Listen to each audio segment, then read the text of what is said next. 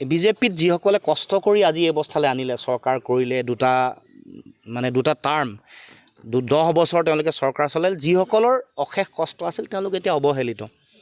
আৰু এতিয়া বিজেপিত 3টা গ্ৰুপ, এটা হিমন্ত বিশ্ব শৰ্মা আৰু তেওঁৰ লগত থকা দাদা ব্ৰিগেড বুলি কয়, সম্প্ৰসাৰিত দাদা ব্ৰিগেড এটা এসময়ত জাতীয়তাবাদ কৰা সৰ্বানন্দ সোণোৱালৰ নেতৃত্বত যোৱা এটা গ্ৰুপ, যিসকলে এতিয়া মোহভংগ হৈছে। সৰ্বানন্দ সোণোৱালৰ গুৰুত্বটো দিল্লীত আছে নে নাই নাজানো, কিন্তু অসমত যে একেবাৰে নাই এই কথাটো প্ৰমাণ হৈছে।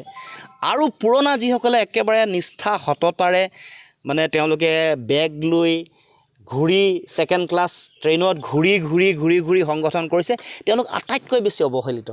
গতিকে এই 3টা গ্ৰুপৰ তেওঁলোকৰ দ্বন্দ্বৰ মাজত মই ভাবোঁ যে আৰু খহনীয়া বিজেপিলৈ আহিব। আৰু যিমান অহংকাৰ দম্ভ হ'ব, সাধাৰণ জনতাৰ প্ৰতি দায়বদ্ধতাটো গৌণ হৈ নিজৰ ব্যক্তি স্বাৰ্থ পূৰণ কৰি চিণ্ডিকেট, কমিশ্যন ৰাজ, দুৰ্নীতিত নিমজ্জিত হৈ যেতিয়া চৰকাৰ চলাব, সাধাৰণ জনতা ছেকেণ্ডেৰী, মানে কমন মানুহ দ্বিতীয় স্থানত আৰু তেওঁলোকৰ নিজৰ জীৱন জীৱিকা প্ৰথম স্থানত যেতিয়া মন্ত্ৰীসকলৰ মুখ্যমন্ত্ৰীৰ পত্নী পুত্ৰকে ধৰি সকলোৰে হ'ব, তেতিয়াহ'লে এনেকুৱা ধৰণৰ পৰিৱেশ আহিব আৰু খহনীয়া আৰু আহিব। এইবোৰ আপোনালোকে সময়লৈ অকণমান অপেক্ষা কৰক।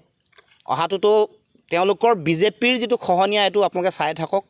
মুখ্যমন্ত্ৰীৰ অহংকাৰৰ আগত দপদপকৈ জ্বলিব গোটেই পৰিৱেশটো।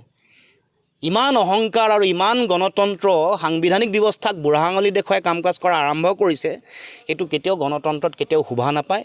গণতন্ত্ৰত ৰাইজেই ৰজা আৰু সাধাৰণ জনতাৰ পূজা অৰ্চনা যিমান দিনলৈকে চলিব গণতান্ত্ৰিক ব্যৱস্থাত, সিমান জনতাৰ নেতা শক্তিশালী হৈ থাকিব। যিমান অহংকাৰ হ'ব সিমানে সোনকালে পতন হ'ব।